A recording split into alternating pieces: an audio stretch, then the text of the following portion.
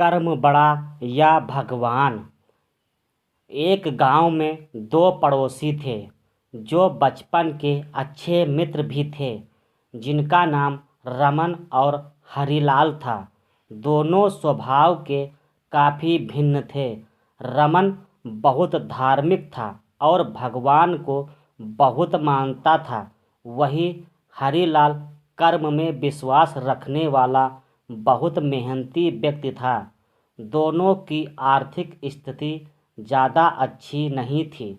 एक बार दोनों ने मिलकर अपनी परिस्थितियां बदलने के लिए भागीदारी में थोड़ी ज़मीन खरीदी।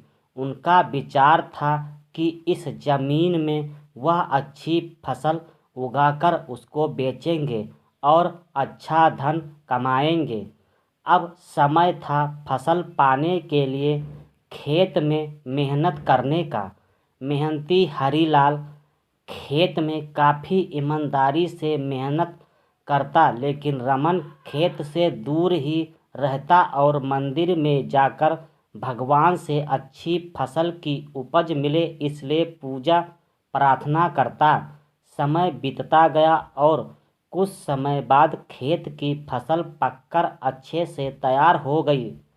इस फसल को दोनों ने व्यापारी को बेच दी, जिसके बदले उन्हें व्यापारी से काफ़ी पैसे मिले। अब बारी थी पैसों के बंटवारे। तो घर आकर हरिलाल ने रमन से विनती की कि इस धन का ज़्यादा हिस्सा उसे दिया जाए, क्योंकि उसी ने खेत में ज़्यादा मेहनत की है। इस बात से असहमति दर्शाते हुए रमन बोला, नहीं, धन का तुमसे ज़्यादा हिस्सा मुझे मिलना चाहिए, क्योंकि मैंने भगवान से इसकी प्रार्थना की है, तभी हमको इतनी अच्छी फसल हुई है। मेरी भक्ति और भगवान के बिना ये संभव नहीं होता। दोनों ही अपनी अपनी बात पर अड़े हुए थे। वह दोनों इस बात को आपस में नहीं सुलझा सके। धन के बंटवारे के लिए दोनों गांव के सरपंच के पास पहुँचे। सरपंच ने दोनों की सारी बात सुनी और उन्हें पता चला कि असली हकदार हरिलाल है। फिर भी रमन की गलतफहमी दूर करने के लिए सरपंच ने दोनों को एक एक बोरा चावल दिया, जिसमें काफ़ी ज़्यादा कंकड़ मिले हुए थे।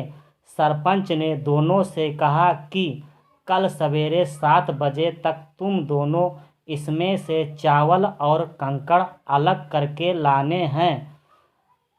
कल तुम दोनों के चावल देख कर ही मैं फैसला करूँगा कि इस धन का बड़ा हिस्सा किसको मिलना चाहिए। रमन और हरिलाल चावल की बोरी लेकर अपने घर चले गए।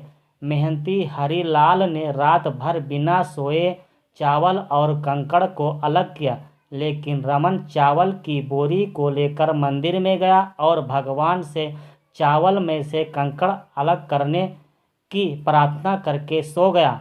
अगले दिन सुबह हरिलाल जितने चावल और कंकड़ अलग कर सका उसको ले जाकर सरपंच के पास गया, जिसे देख सरपंच खुश हुआ।